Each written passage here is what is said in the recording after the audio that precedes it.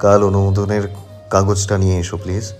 মঈন কিছুক্ষণ নীরব থেকে বলল, ইহান, এক্ষেত্রে অনেকগুলো কেস আমি হ্যান্ডেল করেছি, যে পরে পরিবারের লোকেরা বাগড়া দিয়েছে এমন কিছু। এমন কিছুই হবে না মঈন। শান্ত জবাবে ইহানের। তবে মোস্ট ইম্পর্ট্যান্টলি ওনারা কোনো অ্যাকশন নিলে আমার পূর্ণ সমর্থন থাকবে। এক্ষেত্রে আমি কোনো পার্সিয়ালিটি করবো না ইহান। শব্দগুলো স্পষ্ট করে উচ্চারণ করে মঈন। ইহান একটা লম্বা শ্বাস ফেলে বলে, আশাও করছি না মঈন। ফোন কাটে। ইহান তখনও সবার থেকে দূরে জানালা ঘেঁষে দাঁড়িয়ে আছে। পাশের মসজিদে ফজরের আজান দিয়ে দিয়েছে। ইহান নিষ্পলক তাকিয়ে আছে জানালার বাইরে। প্রণবীর যখন জ্ঞান ফিরেছে তখন আকাশ পরিষ্কার হতে শুরু করেছে। সবার কৌতূহলে দৃষ্টি মেয়েটার মুখমণ্ডলে। জ্ঞান ফিরতেই ঘাম ছেড়েছে শরীর থেকে। পিটপিট করছে চোখের পাতা মেয়েটার। অস্ফুটে আওড়ালো, ভাইয়া। ওরা শুধু দেখলো মেয়েটিকে।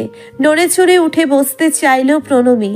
নিক্সন তখন একটা বাটি হাতে করে ঘরে ঢুকলো। বাটিতে গরম স্যুপ থেকে ধোয়া বেরোচ্ছে। নিক্সন সবার মুখের দিকে তাকিয়ে বোকা বোকা হেসে বলল, নতুন ভাবির জন্য স্যুপ করেছি আমি, ভাবি প্রীতমের বোন। কি আশ্চর্য। অধরা ওর হাত থেকে স্যুপের বাটিটা ছো মেরে নিয়ে বলে, তোদের এসব আহ্লাদের কথা শুনলে আমার গা জ্বলছে। যা তো সবকটা এখান থেকে। ইরফান শুধু দেখেই চলেছে প্রণবীকে। তার অন্য কিছুতে মন নেই। হঠাৎ গায়ে ধাক্কা লাগতেই তার ঘোর কাটে। অধরা তাকে ঠেলে বাইরে পাঠিয়ে দিয়েছে। শত চেষ্টা করেও প্রণবীকে কিছু খাওয়াতে পারল না অধরা। জোর করেও না। উল্টে দাঁত খিঁচে প্রণবী স্যুপের বাটি এক ঝটকায় ছুঁড়ে ফেলে দেয়। অধরা সামলাতে গিয়ে গরম স্যুপ অধরার হাতে পড়ল। অধরার আর্তনাদে ইরফান ছুটে এলো। এসে ওই অবস্থা দেখতে পেয়ে বিরক্ত হলো ইরফান। রেগে প্রণবীর কাছে এগিয়ে গিয়ে আবারও ধমকে ওঠে, নরম থাকতে চাইছি অথচ তোমার পোষাচ্ছে না, তাই না? প্রণবী মিইয়ে যায় আবারও ইরফানের কণ্ঠস্বর শুনে বুক ধরপড়ানি বাড়তে থাকে। ঘাম হতে থাকে তার। পালানোর চেষ্টা করতে থাকে, ছোটাছুটি করতে থাকে। ইরফান ওকে কিছুক্ষণ দেখে মোমোকে বলল, ওর চুল ঠিক করে দে, সাজিয়ে দে একটু, ওর শ্বশুর বাড়ি যাবে ও। প্রণবী কাঁদতে থাকে। মোমো আমতা আমতা করছিল। ইরফান দাঁড়িয়ে রয় কক্ষের এক কোণে। মোমোকে পুনরায় ধমকে বলে, বললাম না তোকে ওর চুল ঠিক করে সাজিয়ে দে। মোমো এগিয়ে যায় প্রণবীর কাছে। চুলে চিরুনি চালাতে দিচ্ছে না প্রণবী। শব্দ করে কাঁদছে আর হাত ছুটছে এলোপাথারি। কাঁদতে কাঁদতে বলছে, আমি আপুর কাছে যাব, অন্য কোথাও না। মোমো বেচার মুখে ইরফানের দিকে তাকালে ইরফান এগিয়ে যায় প্রণবীর কাছে। ক্ষুব্ধ কণ্ঠে বলে, এটা মামার বাড়ির আবদার? বিয়ে হয়েছে, শ্বশুর বাড়ি যাবে, আপু ভাইয়ার কোলে চড়ার দিন শেষ, গিয়ে সংসার করবে স্বামীর সাথে, যেমনটা আমার বোন করছে। থামলো ইরফান। প্রণবী তখনও মোমোর হাত সরিয়ে দিচ্ছে বারবার। ধৈর্যের বাঁধ ভেঙে ইরফান আবারও একটা অদ্ভুত কাণ্ড করে বসলো। এক হাতে মোমোর হাত থেকে লিপস্টিকটা নিয়ে আর এক হাতে প্রণবীর থুতনি চেপে ধরলো। প্রণবীর শক্তি খাটিয়ে লিপস্টিকটা প্রণবীর ঠোঁটে ঘষতে ঘষতে দাঁতে দাঁত চেপে বলল, কেন সাজবে না তুমি? অযত্ন করেছে তোমার স্বামীরা, অযত্ন করেছে তোমার স্বামী তোমার। এত বেচারি সাজার কিছু হয়নি, সাজবে, অবশ্যই সাজবে। তোমার ভাই আমার বোনকে কত যত্ন করে সবার থেকে প্রশংসা করাচ্ছে দেখো। ট্রাস্ট মি, তোমার ভাইয়ের থেকে অনেক ভালো বর হব। এত ভালো বর হব যে তোমার ভাইয়া আর আপু খুশিতে পাগল হয়ে যাবে। কখনো ভালো হবে না, পাগল হয়ে রাস্তায় রাস্তায় ঘুরবে। মেজাজের খেই হারিয়ে উন্মাদের মতো আচরণ করছে ইরফান। লিপস্টিকটা ঘষতে গিয়ে ভেঙেই ফেললো। প্রণবী ব্যথা পাচ্ছে ঠোঁটে, চেঁচাতে পারছে না, শুধু চোখ বেয়ে পানি পড়ছে। এবার হাতও ছুটছে না সে। আতঙ্কে আবারও শরীর ঝাঁকুনি দিয়ে উঠল তার। লিপস্টিক লাগিয়েছে যা তা ভাবে। এবার মোমোর হাত থেকে কাজল নিয়ে এক হাতে প্রণবীর দুগালে চেপে ধরে কাজল পরাচ্ছে চোখে। ভেজা চোখে কাজল লাগছে না। ইরফানকে অবাক হয়ে দেখছে বাকিরা। চোখে মুখে হতভম্ব ভাব তাদের। ইরফান যেন ইরফান নেই। কিছুক্ষণ বাদে ইরফান মোমোকে বলল, আর কি লাগায় রে চেহারায়? ছাতা নামও তো জানি না এসবের। ওকে গহনা পরাতে হবে, ওসব মামা পরিয়ে দেবে। আর কিভাবে সাজাবো? ও হ্যাঁ, নিলস। এবার হাতের প্রত্যেকটা নিলসে ইয়া অক্ষরটা পেইন্ট করে দে। ও ওর ভাই যেমন আমার বোনের নাম খেয়ে পি লিখেছিল। চোখ মুখ খিচিয়ে নীরব অশ্রু বিসর্জন দিচ্ছিল প্রণমী। লোকটা উন্মাদ বললে ভুল হবে, লোকটা হয়তো মানুষই না। প্রণমী চাইছে না চোখের জল খরচ করতে, তবুও পারছে না শক্ত হতে। আতঙ্কে বুক কাঁপছে তার। এরপর কি হতে চলেছে তার সাথে? অধরা এসে ইরফানকে ধাক্কা দিয়ে সরিয়ে দিয়ে বলে, ব্যথা পাচ্ছে মেয়েটা। হোশে ফিরল ইরফান। হঠাৎ করে প্রচন্ড রাগ উঠে গিয়েছিল এমন। এতক্ষণ কি করেছে খেয়ালে আসতেই প্রণমীর দিকে তাকায় সে। প্রণমী থরথর করে কাঁপতে কাঁপতে অধরাকে শক্ত করে ধরে থাকলো। একটু সেফ স্থান খুঁজছে মেয়েটা। ওই লোকটা তার পায়ে হাত তুলবে যে কোনো সময়। মার খেতে চায় না প্রণমী। সাজগোজ কিছুই হয়নি। ইরফানের লাগিয়ে দেওয়া লিপস্টিক কাজল মুছিয়ে অধরা শুধু প্রণমীর ওড়নাটা মাথায় তুলে দেয় শেষমেশ। ইরফান জিন্সের সাথে নেভি ব্লু একটা শার্ট পরে রেডি হয়ে নেয়। ওর বন্ধুরা জানতে চায় এখন কি করবে ইরফান। ইরফান গম্ভীর মুখে প্রণমীর ডান হাতের কবজি চেপে ধরল শক্ত করে। ওর বন্ধুরা জানতে চায় এখন কি করবে ইরফান। ইরফান গম্ভীর মুখে প্রণমীর ডান হাতের কবজি চেপে ধরল শক্ত করে। তারপর মেয়েটাকে টেনে হিঁচড়ে নিয়ে যেতে লাগলো সদর দরজার কাছে। ঠিক সকাল 7:30টার সময়ে ইরফান প্রণমীকে নিয়ে শান্তিনীড়ে পৌঁছলো। ওর জন্য সদর দরজা খুলেই রেখেছিলেন সবাই। প্রত্যেকটা মানুষ নির্ঘুম লিভিং রুমে কাটিয়েছে দীর্ঘ সময়। দোতলা থেকে ঋতু নিচে নামলেও তাকে এখনো অবধি কিছুই জানায়নি ইলহাম। পরি আর শেহার তখনও ঘুম ভাঙেনি। ঋতু যখন অবাক চোখে সবার মুখ দেখছিল, ঠিক তখনই ভীত সন্ত্রস্ত প্রণমীকে টেনে হিঁচড়ে শান্তিনীড়ে প্রবেশ করলো ইরফান। প্রণমী চেঁচাচ্ছিল না, তবে চাপা আওয়াজে কাঁদছিল। কবজিতে ব্যথা করছে তার, আর পারছিল না এত টর্চার নিতে।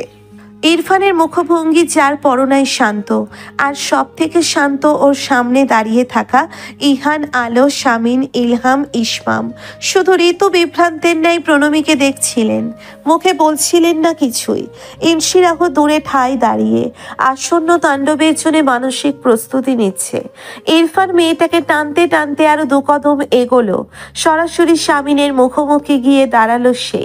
শামিন শান্ত দেখছে, এক পলক দেখছে ইরফানের শক্ত হাতের মুঠোয় প্রণমীর হাতটা। ইরফান ওখানে দাঁড়িয়ে থাকা প্রত্যেকের মুখের দিকে তাকিয়ে শামিনকে বরফ ঠান্ডা গলায় বলে, তোমাদের বাড়ির বউ বড় বাবা।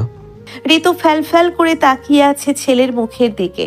বাকিরা কেউ কোনো প্রতিক্রিয়া দেখাচ্ছে না, কিন্তু মুহূর্ত কেটে যেতেই শামিনের একটা জোরালো চড় পড়ে ইরফানের গালে। বাচ্চা কাচ্চার গায়ে এই প্রথম হাত উঠল শামিনের। ইরফান মোটেই বিচলিত হয় না। সে ম্লান হেসে মাথা তুলে আবারও বড় বাবার চোখে চোখ রেখে বলে, কেন রিয়াক্ট করছো বড় বাবা? মেয়ে তুলে এনে বিয়ে করা এই বাড়ির ঐতিহ্য। আমি চর্চা করলাম, তুমিও তো বড় মাকে তুলে এনেই বিয়ে করেছিলে, করোনি? কথাটা শেষ করতে পারল না ইরফান। আলো এসে সশব্দে আর একটা চড় বসায় ইরফানের গালে। ইরফান তবুও বিচলিত নয়, উল্টে ওর হাতের বাঁধন শক্ত করে চাপা আর্তনাদ করে ওঠে প্রণমী। ঋতু শুধু দেখেই যাচ্ছিল ছেলেকে।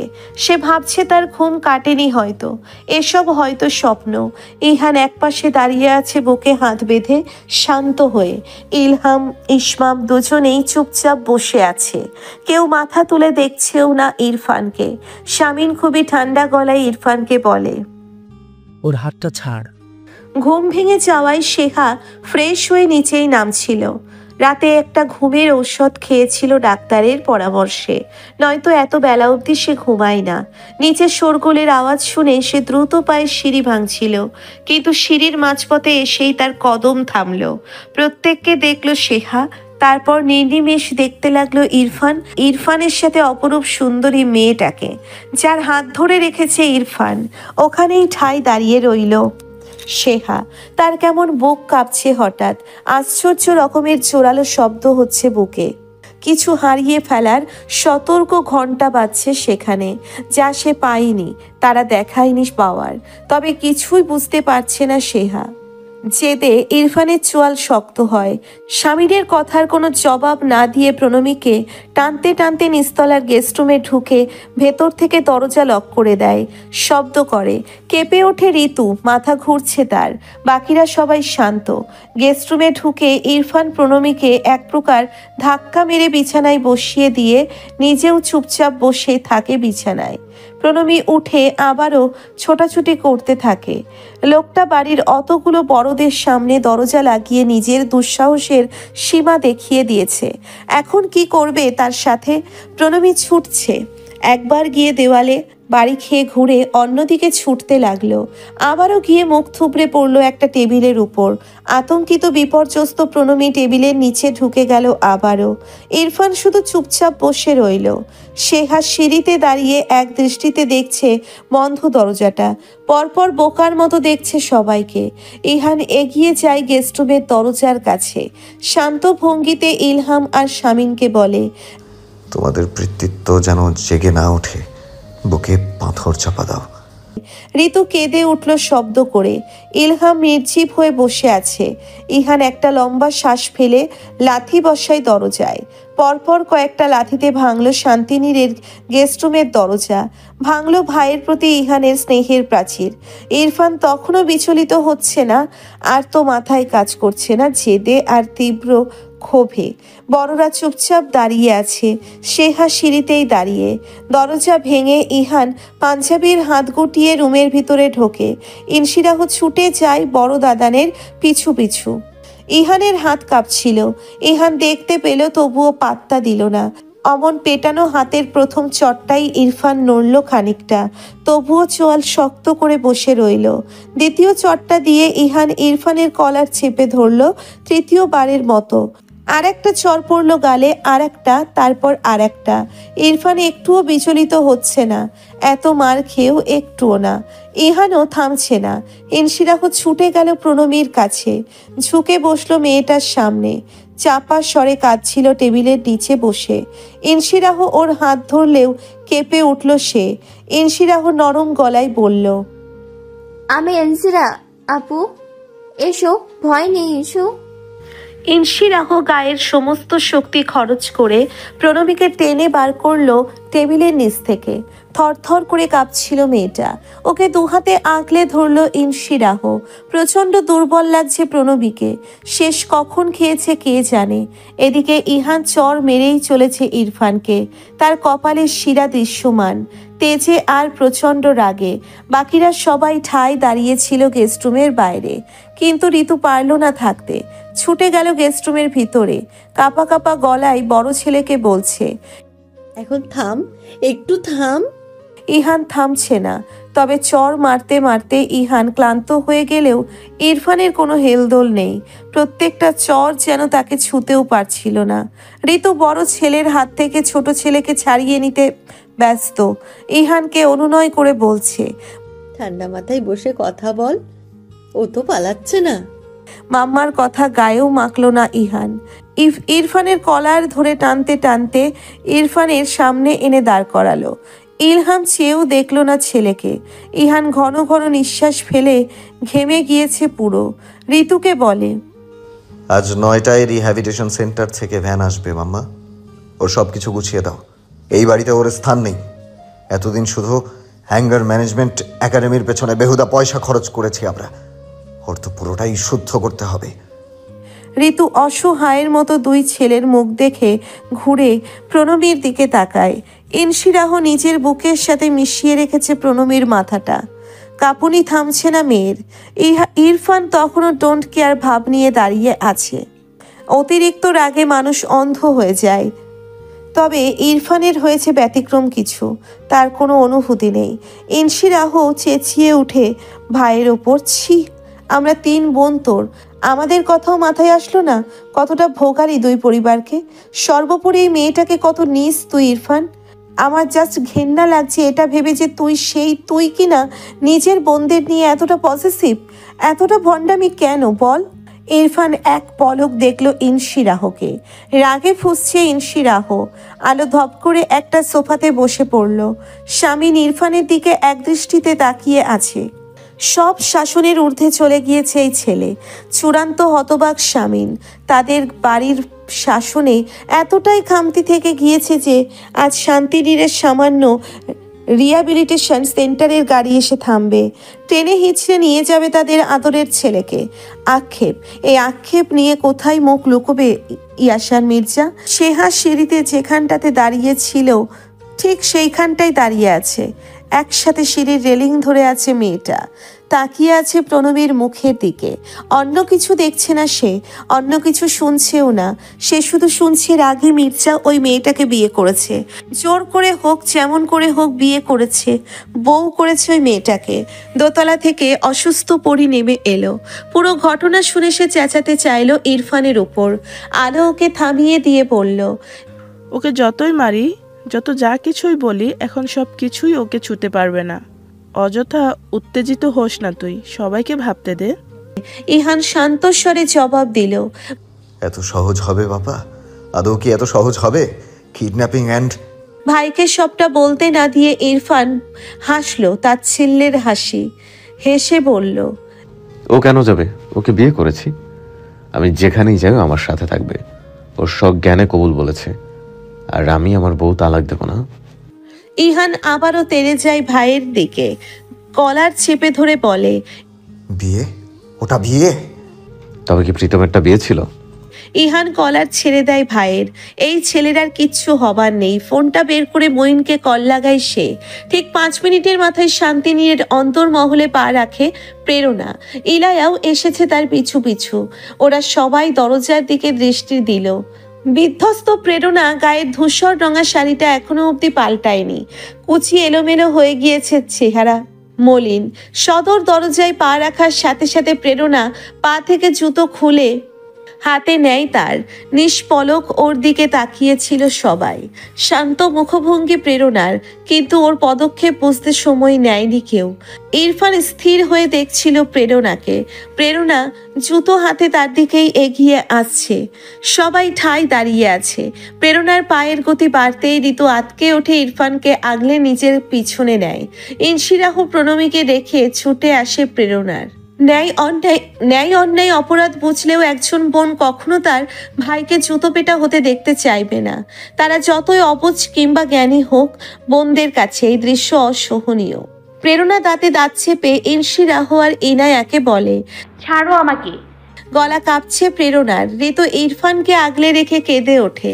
প্রেরণাকে বলে, মা, আমরা রয়েছি তো, ওর বিচার হবে, তুমি শান্ত হও। ইনশিরাহ চেঁচিয়ে প্রেরণাকে বলে ওঠে, আপু সবাই আছে, প্রণমেষ সেফ নাও, আপনি শান্ত হন। শামিন আলো একে অপরের দিকে অসহায়ের মতো তাকায়। প্রেরণা তবুও দমছে না।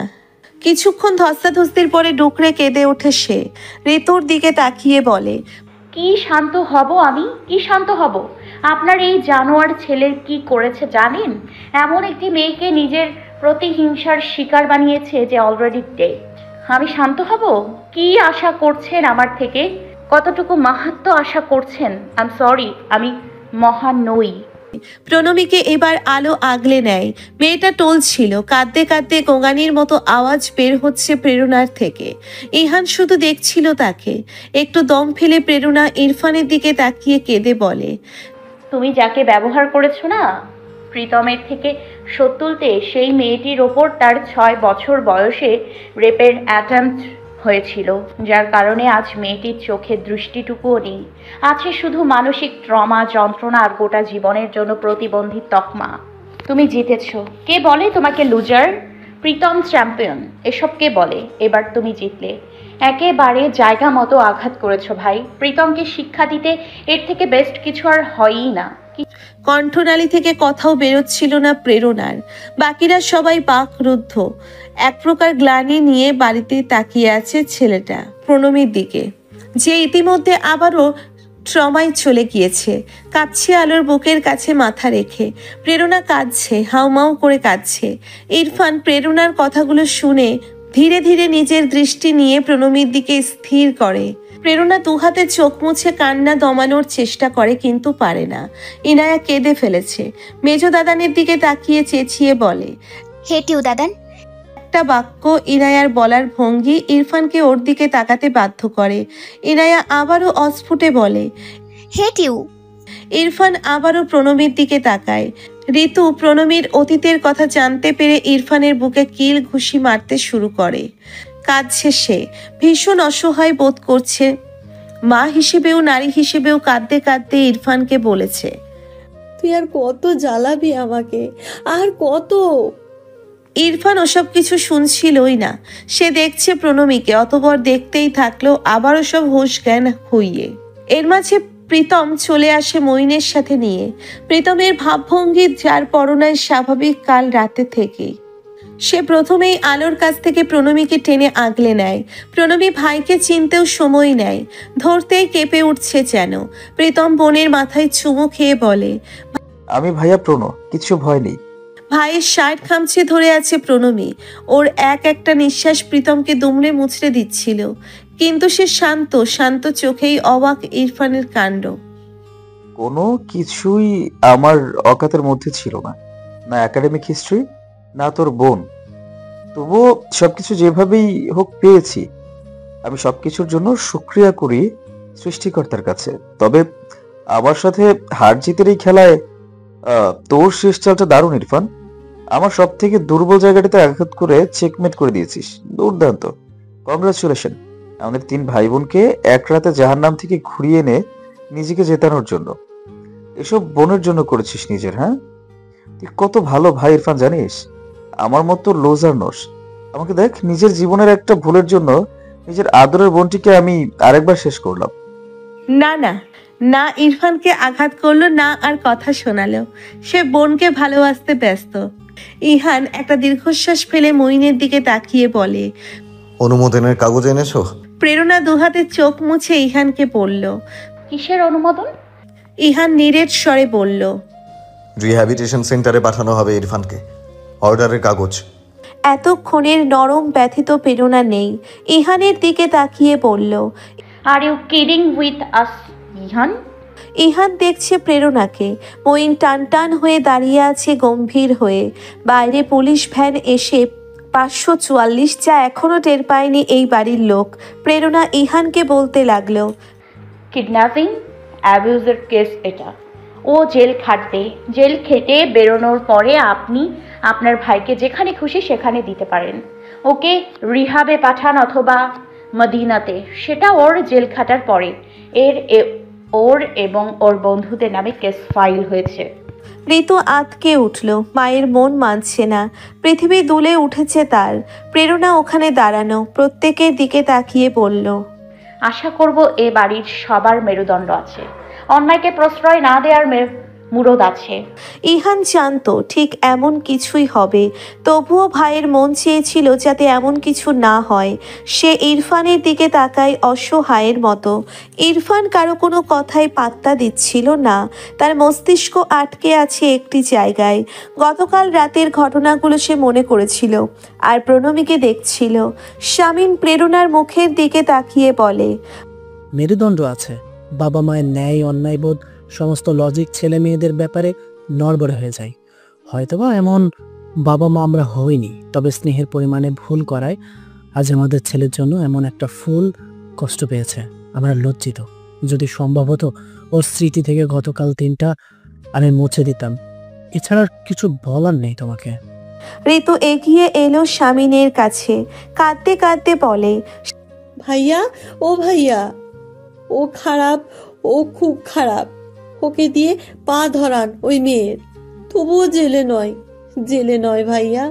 শামিন ঋতুর দিকে তাকায়, শান্ত স্বরে বলে, তুমি দোতলায় যাও ঋতু। ঋতুর হাত পা কাঁপছে, শরীরটা ভেঙে আসছে তার। অসুস্থ পড়েই তাকে সামলাতে যায়। মইন বাইরে থেকে কাউকে ভিতরে আসার নির্দেশ দেয়। একজন কনস্টেবল এসেছে।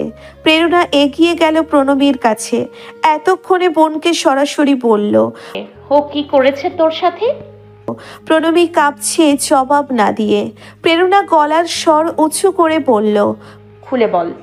প্রণবী বলবে কি? তার যে ভীষণ কষ্ট হচ্ছে এভাবে দাঁড়িয়ে থাকতে।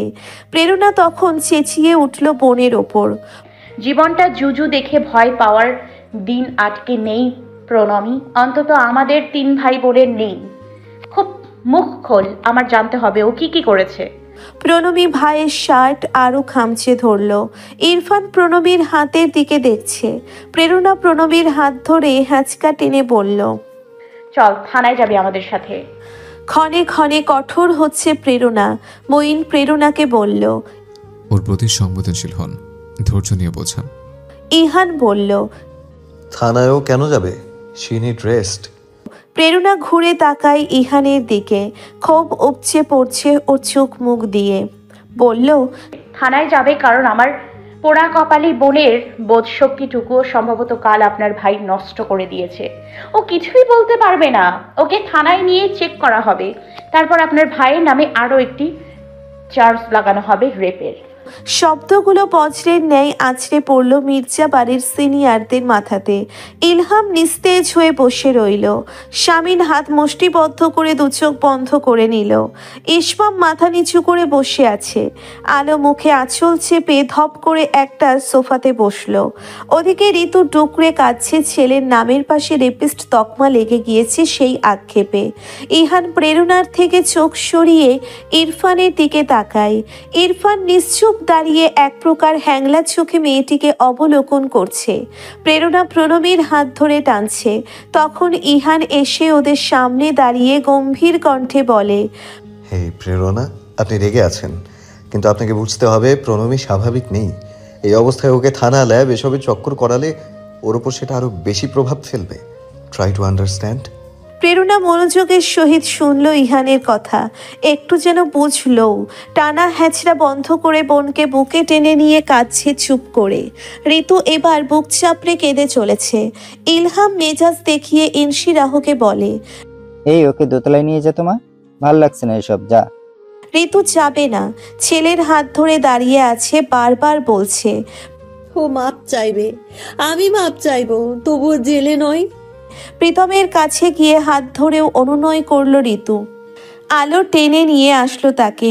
যেটা হবারই ছিল সেটা হলেও শেষমেশ। ইরফানকে পুলিশ ভ্যানে গিয়ে উঠে বসতে বলল মঈন। ইরফান তাও শুনছিল না। সে এবার একটুখানি মুখ দেখতে পেল প্রণবীর। সামান্য ঝলকে গালের লাল তিলটাও দেখতে পেল। প্রেরণা বোনকে বুকের সাথে মিশিয়ে নিয়ে ইরফানের দিকে তাকিয়ে আছে। ইরফানের কৌতূহলী দৃষ্টি প্রণবীকে তাড়িয়ে তাড়িয়ে দেখছে। প্রেরণা এখন বাঁচাতে চাইছে বোনকে অমন দৃষ্টি থেকে। ইরফানের নির্লিপ্ততা অবাক করলো ইহানকে। এতক্ষণের হম্বিতম্বি কোথায় গেল? কনস্টেবল এসে যখন ইরফানকে তাড়া দিল, তখন ইরফান আরও একবার প্রণবীর দিকে তাকালো এবং ওকে টেনে পুলিশ ভ্যানে না নেওয়া অবধি দেখতেই থাকলো প্রণবীকে। ইহান পোর্চের নিচে এসে দাঁড়িয়েছে। ইরফানকে নিয়ে কনস্টেবল দুজন চলল থানায়। ইহান দাঁড়িয়ে দাঁড়িয়ে দেখল তা। অন্দরমহল থেকে ঋতুর আর্তনাদ ভেসে আসছে। বুক চাপড়ে কাঁদছে মহিলা। একটা লম্বা দীর্ঘশ্বাস ফেলে ইহান ভেতরে ঢুকলো। মঈন ওকে বলে চলে গিয়েছে ততক্ষণে। বাড়ি থেকে একজন লোকও ইরফানের জন্যে ইরফানের সাথে যায়নি। প্রেরণা এবার প্রীতমের দিকে তাকিয়ে বলে, চল যেতে হবে। ইহান চুপচাপ বড় মায়ের পাশে এসেছিল। সে মাথা তুলে তাকায়। প্রীতম মাথা নেড়ে ঋতুর সামনে এসে দাঁড়ায়। ঋতুর হাত দুটো ধরে নরম গলায় বলে, মেজুমা, আমরা দুঃখিত। ঋতু হাত ছাড়িয়ে নিয়ে মেঝেতে বসে পড়ে। প্রীতম তাকে কিছুক্ষণ দেখে একটা লম্বা শ্বাস ফেলে। ইনায়ার দিকে তাকায়, যে ছলো ছলো চোখে তাকেই দেখছিল। প্রীতম বলল, ইনু যাবে নাকি মায়ের কাছে দুদিন থাকবে? ইনায়া সাথে সাথে উঠে দাঁড়ায়। সে যাবে, অবশ্যই যাবে। ইনসি রাহু গিয়েছে প্রেরণাদের সাথে আলোর কথাতে। ওরা প্রণবীকে নিয়ে মিনিট 5 আগেই বেরিয়েছে। বর্তমানে শান্তিনীড়ের বর্তমান পরিস্থিতিতে আলোকপাত করা যাক। নিস্তলা লিভিং রুমে উৎভ্রান্তের ন্যায় বসে আছে বাড়ির বড়রা। ইহান তাদের থেকে কিছুটা দূরে বসে আছে, মেঝের দিকে দৃষ্টি দিয়ে। ঋতু মেঝেতে হাত পা ছড়িয়ে বাচ্চাদের মতো কেঁদে চলেছে। বারবার স্বামীকে বলছে, এভাবে কিভাবে বসে থাকতে পারছেন? অ্যাডভোকেট রিমনকে কেন কল করছেন না? কেন? কেন, কি দরকার? কি দরকার? অন্তত জমিনটা করিয়ে আনুন না। প্রয়োজন নেই, কোনো প্রয়োজন নেই। যা করেছে একটু ভুগুক। স্বামীর এহেনো কথায় ঋতু আটকে ওঠে, পরপর দু চোখের পানি মুছে বলে, খুব নীতি কথা এখন, তাই না? খুব নীতি কথা আপনাদের। কই ভাইয়ের? আর আপনারা যা করেছিলেন তার শাস্তি পেয়েছিলেন? নিজে কি ছিলেন আপনি? সন্তানের শোকে ঋতু কি বলে যাচ্ছিল সে নিজেও জানে না। ইসমাম ঋতুকে ধমকে ওঠে। ভাবি স্টপ, ইহান এখানে আছে। ইহান একটা লম্বা শ্বাস ফেলে উঠে সেখান থেকে চলে যায়। মঈনের নাম্বার ডায়াল করে সে তাকে ফোন দেয়। ইলহাম মলিন মুখে স্ত্রীর দিকে তাকিয়েছিল। আলো একটা দীর্ঘশ্বাস ফেলে স্বামীনের দিকে তাকায়, বলে, তোর বড় মাকে এভাবে বিয়ে করেছি, ওভাবে বিয়ে করেছি এসব বলে একটা অপরাধকে রোমান্টিকসাইজ করেছেন। আমি বারবার ছেলে মেয়েদের সামনে ওসব তুলে আপনাকে খোদা দিয়েছি। আমরা দায়ী এমন দিনের জন্য মেয়র সাহেব, কত বড় ভুল আমাদের। ইলহাম মাথা তুলে তাকায় আলোর দিকে, বলে, ভাবি ওর বকে যাওয়ার পিছনে পরিবেশ পরিস্থিতি কিছুই এমন ছিল না। এসব তোমার অযথা কথা। ও কি পায়নি? কোনো জিনিসের খামতি ছিল ওর? আসলে আমাদের রক্তই খারাপ সেটা বলো। এসব বেহুদা কথা বলো না প্লিজ। আমার কিচ্ছু শুনতে ইচ্ছা করেছে না আর। অ্যাপার্টমেন্টে ফিরে প্রেরণা প্রণমীকে নিয়ে সরাসরি নিজের রুমে চলে গেল। এনসি রাহু আর এনায়া ছুটে গেল পিছু পিছু। প্রেরণা দরজা আটকে বোনকে অতি যত্নে প্রথমে বিছানায় বসালো। কাঁপুনি কমেছে মেয়েটার। দুহাত বোনের মাথায় বুলিয়ে প্রেরণা প্রণমীর দু কাঁধে হাত দুটো রেখে নরম গলায় বলল, সোনা, এখন বলো কি করেছে তোর সাথে, বল আমায়। প্রণবী বলছে না, কেমন অদ্ভুতভাবে বসে আছে। প্রেরণা আবারও বলছে, প্লিজ বল, ও তোকে খুলেছে, ও তোকে ছুঁয়েছে? বল আমাকে, ছুঁয়েছে কিনা এটুকু বল। প্রণবী কিছু বলছেই না। প্রেরণার রাগও উঠছে, কান্নাও পাচ্ছে। কাপা গলায় চেঁচিয়ে ওঠে বোনের ওপর, একটু বল, তোর দোহাই লাগে। প্রণবীর দু কাঁধ ধরে ঝাঁকুনি দিয়ে চেঁচালো প্রেরণা। এনসি রাহু ছুটে গিয়ে প্রেরণাকে সরিয়ে আনলো। নরম গলায় বলল, আপু একটু ঠিক হয়ে নিক আগে। প্রেরণা এনসি রাহুর কথা না শুনে আবারও প্রণমীকে ঝাঁকুনি দিয়ে চেঁচালো। বল। এনসি রাহু আবার টেনে আনলো প্রেরণাকে। আপু ধীরে সুস্থে জেনে নেবেন। ধীরে সুস্থে? উঁচু গলায় বলে ওঠে প্রেরণা। আবারও বলে, ধীরে সুস্থে নয় ইনশিরা, আমার তো এক্ষুনি জানতে হবে, যাতে অবস্থা বুঝে একটা এমার্জেন্সি কন্ট্রাসেপটিভ পিল খাওয়াতে পারি। বুঝতে পারছো কিসের এত তাড়া আমার সবটা জানার? বলতে গিয়ে আবারও কেঁদে ফেলল প্রেরণা। এনসি রাহু মাথা নিচু করে নিল। এনায়া গিয়ে প্রণমীকে ধরল শক্ত করে। প্রেরণা বিছানার একপাশে বসল। হাঁপাতে লাগলো মেয়েটা। দু হাতে শুধু নিজের চুল টানছে। অসহ্য লাগছে তার, অসহ্য লাগছে পৃথিবীটা। ঋতুর আহাজারি আর সহ্য করা যাচ্ছিল না। শুধু চিৎকার করে বলছিল, অন্তত যান, আমাকে নিয়ে যান। এভাবে কিভাবে পারছেন আপনারা থাকতে? ইহান বেরিয়েছে বাড়ি থেকে। কোথায় যাচ্ছে কাউকে বলেনি সে। স্বামীনেরা 3 ভাই উদাস হয়ে নিস্তলায় বসে আছে। আলো উঠে দাঁড়ালো সেখান থেকে। প্রেশারটা আবারও গোলমেলে ঠেকছে। একটু বিশ্রাম চাই তার। এই পরিবেশ অসহনীয় হয়ে উঠেছে। ঋতুকে কোনোভাবেই শান্ত করা যাচ্ছিল না। হাল ছেড়ে দিয়ে সেই দোতলায় উঠে যায়। বিশ্রাম না নিলে যদি গুরুতর অসুস্থ হয়ে পড়ে এই পরিস্থিতিতে, বাকিদের এত ঝামেলা দিয়ে কী লাভ? নিজের ঘরে যাওয়ার পথে মৃদু কুঞ্চনের আওয়াজ আলোর কর্ণগোচর হতেই তার কদম থামল। সে দাঁড়িয়ে পড়েছে ঠিক দীপ্তর ঘরের সামনে। একটা চাপা গোঙানির মতো আওয়াজ হচ্ছে। কে এমন আওয়াজ করছে? পড়ি নাকি? কিন্তু পড়ি তো নিচে। চিন্তিত ভঙ্গিতে আলো দীপ্তর ঘরের দরজা ঠেলে ঢুকলো সেখানে। ঘরের ভেতরটা অন্ধকার প্রায়। ঝাপসা আলোয় যেটুকু আলো দেখলো ছুটে গেল সে। সেহা মেঝেতে পড়ে আছে কেমন অদ্ভুত ভঙ্গিতে। আলো আতকে উঠল অমন দৃশ্য দেখে। ছুটে গেল সে মেয়েটার কাছে।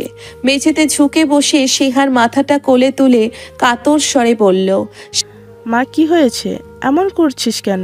তুই অসুস্থ, শরীর খারাপ লাগছে। সেহা কিছু বলতে পারছিল না, শুধু গোঙানির মতো আওয়াজ বেরোচ্ছিল। আলো ওকে বুকের সাথে মিশিয়ে বলে, মা বল আমায় কি হয়েছে? বড় মামিকে ধরে কাঁপতে লাগলো সেহা।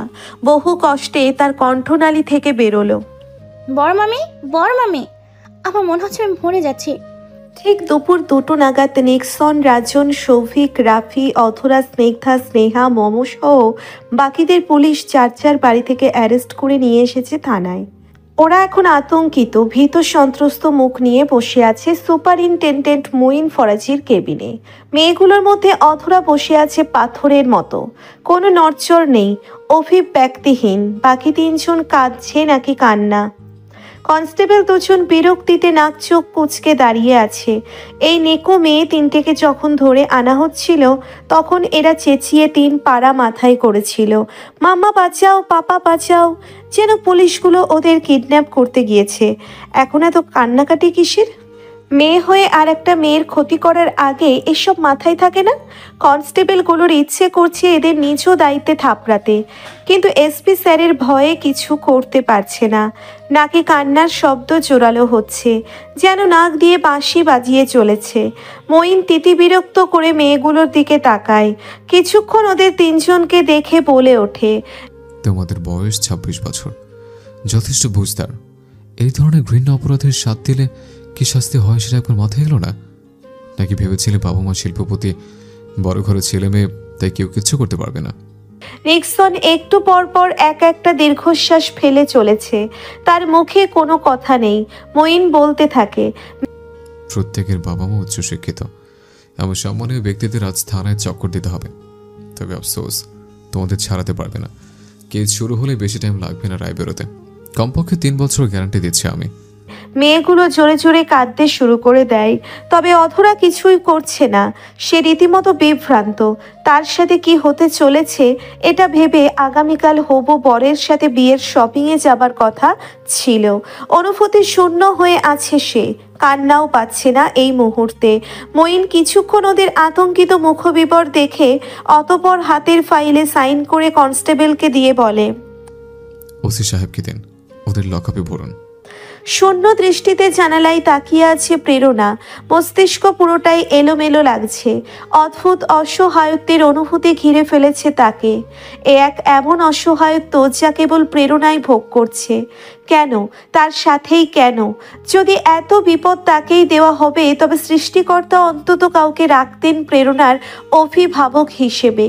যখন প্রেরণা এমন অসহায় বোধ করত তখন একটু মাথায় হাত বুলিয়ে দিত কেউ। বিপদে পড়লে ঠিকঠাকভাবে ভেঙেও পড়তে পারে না প্রেরণা, একটু কাঁদতে পারে না আরাম করে। এত অবিচার কেন তার সাথে? ও ঘরে অসুস্থ মিস জেনি শুদ্ধকে কোলে নিয়ে বসে আছে। প্রীতম বসার ঘরের সোফাতে বসে আছে উদ্ভ্রান্তের ন্যায়, দুহাতে মুষ্টিবদ্ধ করে কপালে ঠেকিয়ে। এ ঘরে তারা 4 জন। জানালা থেকে ফকফকা রোদ ঘরে প্রবেশ করছে। গতকালের ঘরের পরে আজকে আবহাওয়া চমৎকার, রৌদ্র উজ্জ্বল দিন। ইনশিরাহ প্রেরণার শান্ত হবার অপেক্ষায় ছিল। বেচারি কেঁদে কেটে নির্জীব হয়ে আছে পুনরায়। ইনশিরাহ খুব সাহস করে এগিয়ে যায়, গিয়ে বসে প্রণমীর সামনে। দুহাতের প্রণমীর গাল ধরে ঘাড় ঘুরিয়ে একবার প্রেরণার দিকে তাকায়, তারপর আবারও প্রণমীর মুখের দিকে দৃষ্টি দিয়ে বিনম্র করে বলতে থাকে, প্রণমী, আমি জানি তোমার উপর থেকে কি বয়ে যাচ্ছে, তেমনি তোমাকে বলতে চাই আমাদের উপর থেকেও খুব বড় একটা ঝড় বয়ে চলেছে। তুমি জানো না, আঘাত আমরাও পেয়েছি অনেক বড়। এই যে ভাইকে ছোট থেকে দেখে আসছি, একটু জেদি, একটু রাগী, কিন্তু কখনো মেইলি কোনো ইস্যুতে ছিল না। না কখনো নাইট ক্লাবে গিয়েছে, না কখনো মেয়ে বন্ধুদের সাথে ফরেন ট্যুরে গিয়েছে। যায় এই যুগে অহরহ হচ্ছে। এখন হঠাৎ করে যদি তার নামে কেউ বলে দেয় সে রেপিস্ট, তাহলে বোন হিসেবে আমাদের কি হাল বলো? ওই যে শুনছো, তোমার ভাবে কাঁদছে। সে কোথায় যাবে? এক পাশে তার স্বামী, এক পাশে তার ভাই। বেচারি একটা নির্দিষ্ট জায়গায় স্থির হয়েও থাকতে পারছে না। ওই বাড়িতে ফেলে রেখে ও তোমাদের কাছে এসেছে যাতে প্রীতম ভাই আর ওর সম্পর্কে কোনো চিড় না ধরে। কিন্তু নিজের ভাইয়ের নামে বারবার রেপিস্ট শুনে শুনে ওর খুব কষ্ট হচ্ছে, বিশ্বাস করো। আর প্রণমী, এটুকু বলে ইনশিরাহ থামে। তারপর প্রেরণার দিকে তাকায় সে। প্রেরণা চুপচাপ দেখছিল ইনশিরাহকে। ইনশিরাহ এবার কাট কাট গলায় বলতে লাগলো, হ্যাঁ মানছি আমার ভাই একজন ত্রুটিপূর্ণ মানুষ, তবে আমি এটা কখনোই বিশ্বাস করব না ও কোনো মেয়েকে জোর জবরদস্তি ছুঁয়েছে, কখনোই না। এটুকু বলে থেমে ইনশিরাহ এবার প্রণমীর দিকে তাকায়, আবারও বলতে শুরু করে, তুমি আর কারোর জন্য না হোক, আমাদের দুই বোনের জন্য বলো, ইরফান তোমার সাথে উল্টাপাল্টা কিছু করেনি, তাই না? আমি ঠিক, তাই না? তো বিয়েটা কেন করেছে ইনশিরা? চেহারা দেখতে নয় নিশ্চয়ই? প্রেরণা ঠান্ডা গলায় জানতে চায়। ইনায়া এবার কান্না মিশ্রিত কণ্ঠে প্রেরণাকে বলে ওঠে, তো রেপ করার জন্য বিয়ের প্রয়োজন হয় না আপু।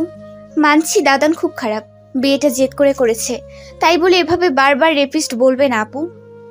তো জোর জবরদস্তি বিয়ে করে জোর জবরদস্তি ছোঁয়াটা রেপ নয় বলতে চাচ্ছ? পবিত্র ছোঁয়া? সেটা তো এখনো স্পষ্ট হয়নি আপু, তাই না? প্রেরণা একটা দীর্ঘশ্বাস ছেড়ে দেয় দুই বোনের দিকে তাকিয়ে।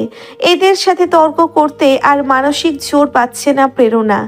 ইনশিরাহ প্রণমীর দুগালে হাত বুলিয়ে দিয়ে বলে, কথাটা বলে কেঁদে ফেলল ইনশিরাহ। রীতিমতো হাহাকার করে উঠল। প্রণবী ধীরে ধীরে নিজের দুগাল থেকে ইনশিরাহর হাত সরিয়ে দিল। নিজের হাত দিয়ে বিছানার চাদর খামচে ধরল মেয়েটা। ইনশিরাহ আর ইনায়া দুই বোন দম বন্ধ করে ওর মুখের দিকে তাকিয়ে আছে, প্রার্থনা করছে তাদের বিশ্বাস যেন না ভাঙে। প্রণমী একটা দীর্ঘশ্বাস ফেলল প্রথমে, তারপর ক্লান্তিমাখা কণ্ঠে আস্তে ধীরে আওড়ালো, এসব কিছু হয়নি। মাত্র 3টে শব্দ শুনেই সাথে সাথে দুই বোন ভেজা চোখ নিয়ে হাসলো সামান্য, যেন নিজেদের বুক থেকে একটা বড় সড়ো পাথর নেমে গিয়েছে। একটা বড় শ্বাস ফেলল দুই বোন। স্বস্তি পেল প্রেরণাও। বেচারি বসা থেকে আচমকা শুয়ে পড়ল বিছানাতে। দু চোখ বন্ধ করে নিঃশ্বাস ফেলতে লাগলো ঘন ঘন। দু চোখের কার্নিশ পেয়ে গাড়ির পড়ছে তরল। খুব বড় একটা ভয় দূর হলো। বুকটা কিছুটা হলেও হালকা লাগছে। হঠাৎ কলিং বেল বেজে ওঠে। প্রেরণা উঠে বসে। প্রণবী নিশ্চুপ বসে আছে গুটিসুটি সেরে। ওর মুখের দিকে তাকিয়ে প্রেরণা ইনায়াকে বলে, ওর জামাটা পাল্টে দাও তোমরা। বলেই প্রেরণা দরজা দুগালে রেখে লিভিং রুমের দিকে শুদ্ধ দাঁড়িয়ে আছে পর্দা ধরে। প্রেরণা গিয়ে দ্রুত কোলে তুলে নেয় তাকে, দুই গাল ভিজিয়ে দেয় তার চুমু খেয়ে। শুদ্ধ মাম্মাকে বলে, খালামণির কি হয়েছিল মাম্মা? খালামণি কি হারিয়ে গিয়েছিল? খালামণি ঘুরতে গিয়েছিল বাবা। শুদ্ধকে কোলে নিয়ে প্রেরণা এগিয়ে যায় সদর দরজার কাছে। ততক্ষণে প্রীতম এসে দরজাটা খুলে দিতেই দেখতে পায় ইহান দাঁড়িয়ে আছে। প্রেরণা শুদ্ধকে নিয়ে দাঁড়ালো ঠিক ইহানের মুখোমুখি। গায়ে এখন পাঞ্জাবি নেই ইহানের, একটা হোয়াইট শার্ট পরেছে সে। দেখতে অন্যরকম লাগছে হঠাৎ এভাবে লোকটাকে। প্রেরণা হুট করে বলে ওঠে, আমি আশা করছি না আপনি ইরফানের ভাই হিসেবে এখানে এসেছেন ইহান, কোনো ধরনের রিকোয়েস্ট করতে। ইহান এক পলক প্রেরণা আর শুদ্ধকে দেখে, অতঃপর প্রেরণার কথার জবাব না দিয়ে প্রীতমকে বলে, প্রণমী কোথায়? কি অবস্থা এখন? কথা বলছে? আছে ঘরে, বসুন ভাইয়া। ইহান বসে না, প্রেরণার দিকে চেয়ে বলে, ওর কাছে একটু যেতে পারি? প্রেরণা কয়েক পলক ইহানকে দেখে মাথা নেড়ে প্রণমীর ঘর দেখিয়ে বলে, যান, আপনার বোনেরাও রয়েছে। ইহান চোখে মুখে সংকোচ দিয়ে এগিয়ে যায়। দরজার নক করতেই ইনায়া দরজা খুলে দেয়। প্রণমীর জামা বদলে দিয়েছে ইনশিরাহ। বিছানায় বসে আছে চুপটি করে মেয়েটা। ইহান ঘরের ভিতর পা রেখেই এগিয়ে যায় প্রণমীর কাছে। কিছুক্ষণ দেখলো মেয়েটাকে, তারপর পকেট থেকে দুটো চকোলেট বের করে প্রণমীর হাতে রেখে বলল, চকোলেট পছন্দ করো তুমি? প্রীতম বলেছিল। প্রণবী হাতের মুঠিতে চকোলেট দুটো ধরে বসে থাকে। ইহান স্বাভাবিক গলায় বলে, তোমার গানের প্রশংসা শুনলাম ইনায়ার থেকে। আমি ভীষণ উৎক্ষেপ হয়ে আছি তোমার গান শুনতে। সামনে ইনু প্রীতমের রিসেপশনে শুনবো। চুপ হয়ে রয় প্রণমী। ইহান একটা হাত প্রণমীর মাথায় বলিয়ে ইনশিরাহর দিকে তাকায়। চলো বেরোই। কোথায় যাব? ইহান বলল না কিছু, শুধু ইনুর দিকে তাকিয়ে বলল, খেয়াল রাখিস ওর।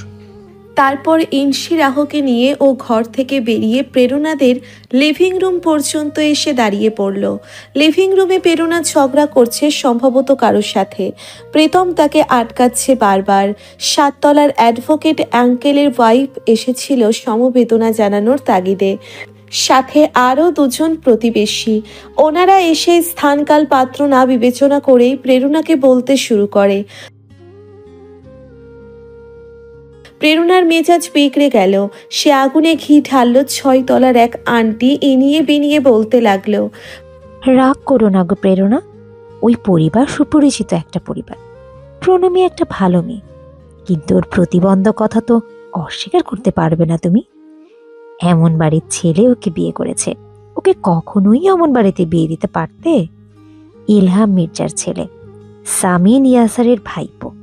প্রেরণা বেশি একটা উচ্চবাচ্য করলো না, আর ইনশিরাহ ইহানের সামনে শুধু কণ্ঠে এক রাশ ক্লান্তি আর ঘৃণা নিয়ে মহিলা 3 জনকে ওদের সামনেই বলল, আমার বোন প্রতিবন্ধী, ওর প্রতিবন্ধকতা রয়েছে, তাই ওকে বিয়ে দিলে একজন পঙ্গুর কাছে দেব যার অন্তত মস্তিষ্ক কাজ করে, কোনো রাজার উম্মাদ রাজকুমারের সাথে নয়।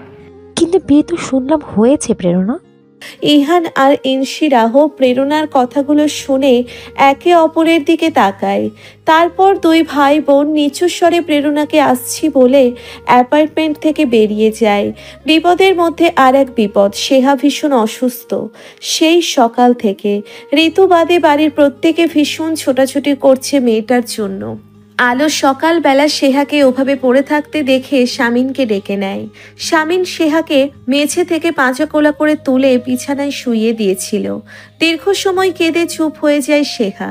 3 মামার দুশ্চিন্তার শেষ নেই তাদের একমাত্র ভাগ্নিকে নিয়ে। বারবার জিজ্ঞেস করেছে কি হয়েছে। সেহা বলেছে, খুব বাজে একটা দুঃস্বপ্ন দেখে ঘুম ভেঙেছে মামা, তোমরা তো জানো আমার এমন হয়। সেহার 3 মামা আর 2 মামি বিশ্বাস করলো সে কথা। ঈশিতা মরার পর থেকে মেয়েটা এমন হয়েছে, ঠিকঠাকভাবে ঘুমাতে পারে না, প্রায়শই মাকে স্বপ্ন দেখে, স্বপ্ন দেখে কান্নাকাটি করে, অসুস্থ হয়। সেহা ক্লান্ত রুগ্ন কণ্ঠে সবাইকে বলল, তোমরা এখন বাড়াবাড়ি করছো, আমি নিত্য মরা, এত টেনশন করছো কেন? যাও মেজো মামিকে সামলাও, আমি ঠিক আছি। রেগে ধমকে 3 মামাকে ঘর থেকে বের করলো সেহা। আলো পড়ে কিছুক্ষণ বসে রইল। মেয়েটাকে নিয়ে দুশ্চিন্তার শেষ নেই তাদের। তার প্রধান কারণ সেহা অতিরিক্ত ইন্ট্রোভার্ট। ওরা কখনো চেষ্টা করেও সেহার সুবিধে অসুবিধে আন্দাজ করতে পারেনি, কখনোই না, যতক্ষণ না মেয়েটা নিজে মুখে খুলে কিছু বলতো। তবে এই ব্যাপারে ইরফান ছিল বেশ দক্ষ। ওর মতো করে সেহাকে কেউ বুঝতো না এ বাড়ির। সেহা নিচু স্বরে তার 2 মামিকেও বেরিয়ে যেতে বলল, একটু বিশ্রাম নেবে সে। ওরা 2 যা চলে যাবার পরে শোয়া থেকে উঠে বসলো সেহা। গায়ের ওড়না খুঁজে পাচ্ছে না কোথাও। ওড়না রেখেই উঠে দাঁড়ায় সে। খেয়াল করলো শরীরটা কাঁপছে খুব, সকাল থেকে কিছু না খাওয়ার ফল। চোখের চশমাটা খুলে রেখে ধীর পায়ে হেঁটে ওয়াশরুমে ঢুকে চোখে মুখে পানি দিল সে। তারপর বেরিয়ে এসে একটা তোয়ালে হাতে নিয়ে মুখটা ভালো করে মুছে নিয়ে ফোনটা হাতে তুলে নেয়। শান্তর নাম্বার ডায়াল করে কল দেয় সে। ফোনটা রিসিভ করে ওপাশ থেকে শান্ত তাড়াহুড়ো লাগিয়ে দেয়, লিফটে মা, ফ্ল্যাটে ঢুকে কল ব্যাক করে। সেহার ঠোঁট কাঁপছে, চোখ মুখ খিচিয়ে একটা লম্বা শ্বাস ফেলে বলে, বাবা। মেয়ের স্বভাবসুলভ ডাক শুনতে না পেয়ে শান্তর ভ্রু কুঁচকে ওঠে।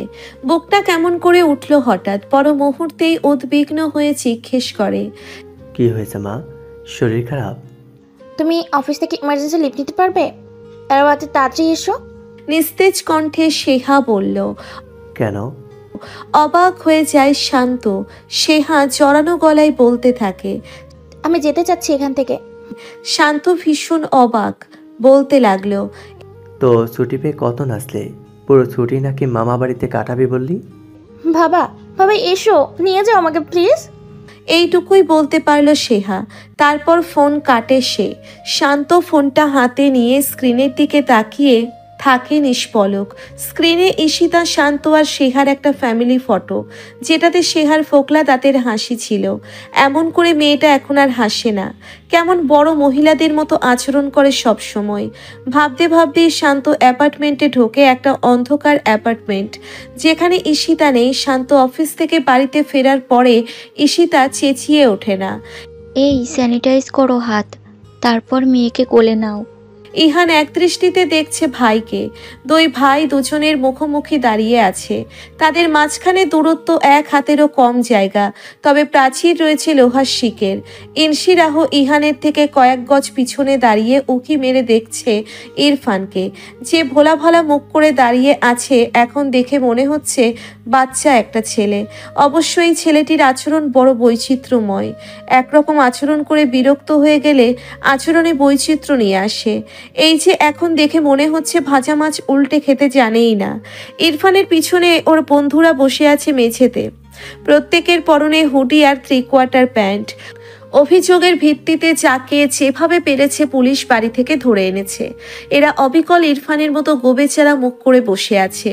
এই গ্যাংয়ের ভণ্ডামি দেখে ইনশিরাহ রীতিমতো অবাক।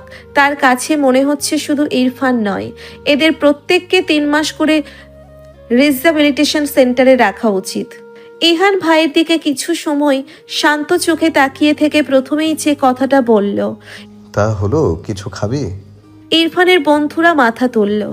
ইহান তাকিয়ে আছে ইরফানের দিকে জবাবের অপেক্ষায়। ইরফান কিছুক্ষণ চুপ থেকে বলে ওঠে, এক প্যাকেট সিগারেট কিনে দাও। ইহান বিমুড়ো চেয়ে রয় ভাইয়ের মুখের দিকে। ইরফান দাদানের অমন দৃষ্টি দেখে সাথে সাথে হেসে উঠে বলে, আই ওয়াজ জোকিং, ডাবের পানি খাবো। ইহান তবুও তাকিয়ে রয় ভাইয়ের দিকে। ইরফান বলে, আমি সত্যি মজা করেছি দাদান, ট্রাস্ট মি। এবার আমাকে বিশ্বাস করতে পারো, এই লোহার শিক ছুঁয়ে বলছি। ইহান একটা লম্বা শ্বাস ফেলে ইরফানের বন্ধুদের দেখলো, গম্ভীর হয়ে বলল, তোমরা কিছু খাবে? আমরাও ডাবের পানি। ভয়ে ভয়ে আমতা আমতা করে বলল ওরা। ইহান বলতে লাগলো, খেয়ে নাও, কেস শুরু হলে রায় হতে বেশি টাইম লাগবে না। তার আগে যার যা খেতে ইচ্ছে হবে বলবে। ইহান কথাটা বলছে ক্রোধে। ওরা সবাই মিইয়ে গেল শুনে।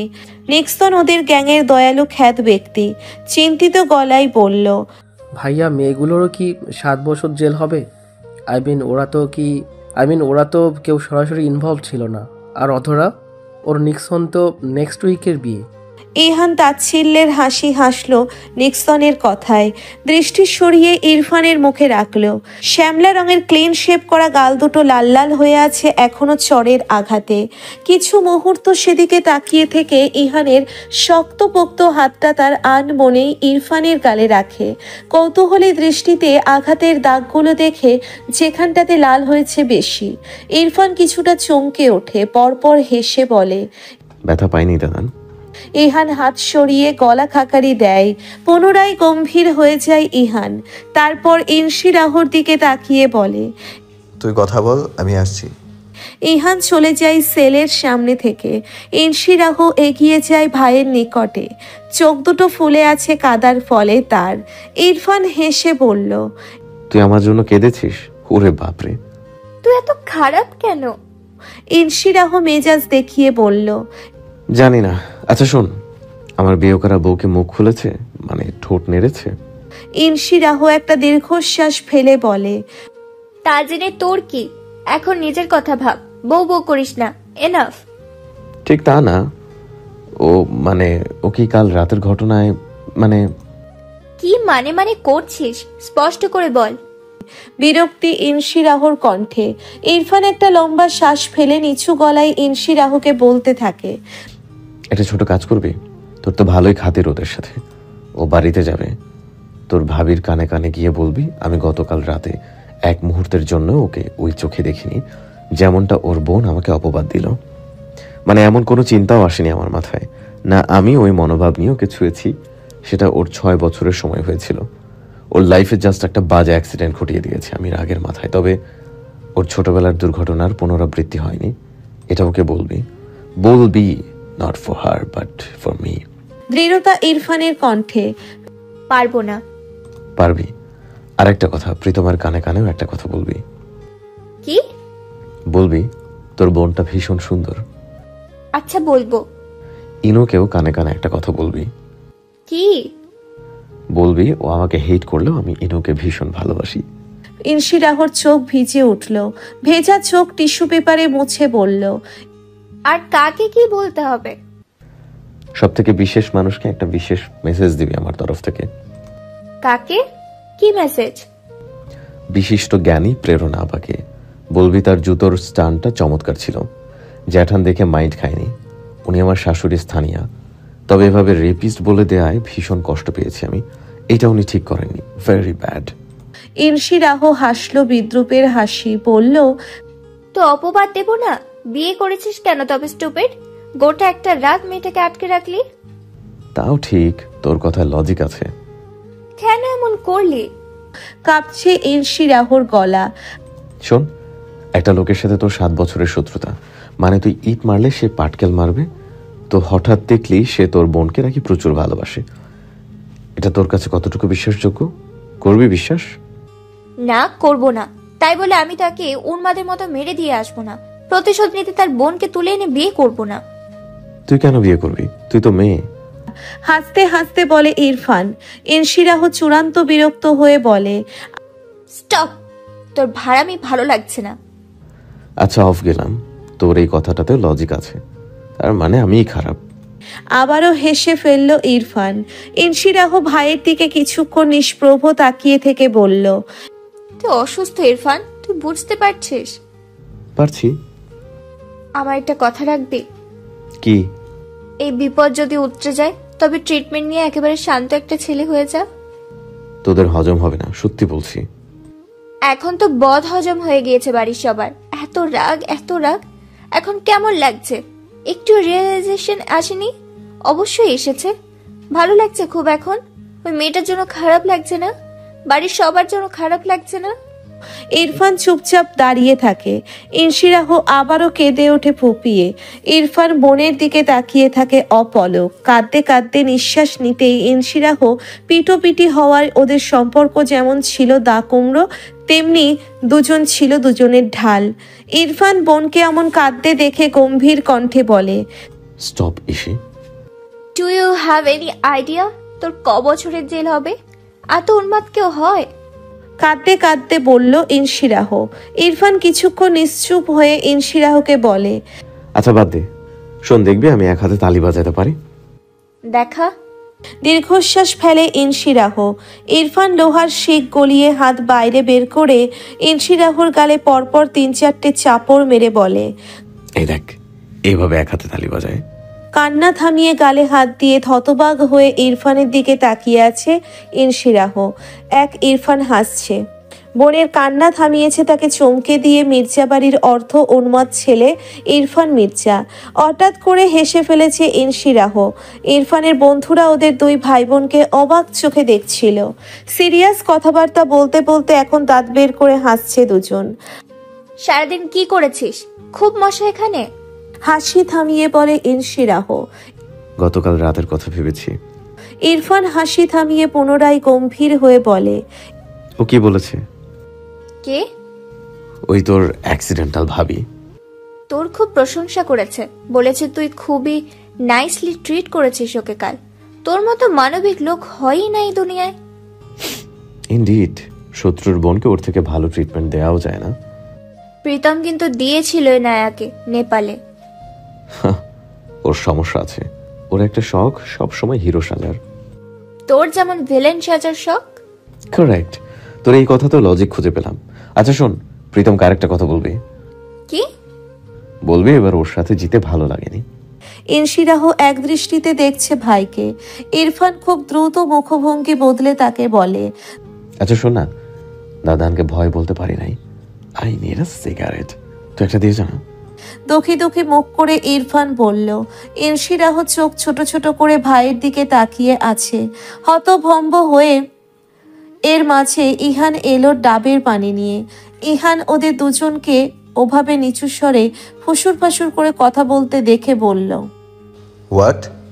ইনশিরাহ আচমকা সেলের পিক গলিয়ে হাত ঢুকিয়ে ইরফানের চুল খামছে ধরে ঝাঁকুনি দিয়ে চেঁচিয়ে বলল, ভালো হ স্টুপিড, ভালো হ। দাদান, এখান থেকে চলো, এই উন্মাদটাকে আমার আর সহ্য হচ্ছে না। মঈনকে দেখে সেলের সামনে পাহারারত কনস্টেবল দুজন সালাম দিল। স্যারের এখানে আসার কারণ তারা জানে, তাই অবাক হলো না। মঈন তাদের সালামের জবাব দিয়ে ভেতরে পা রাখতেই থমকে দাঁড়িয়ে গেল।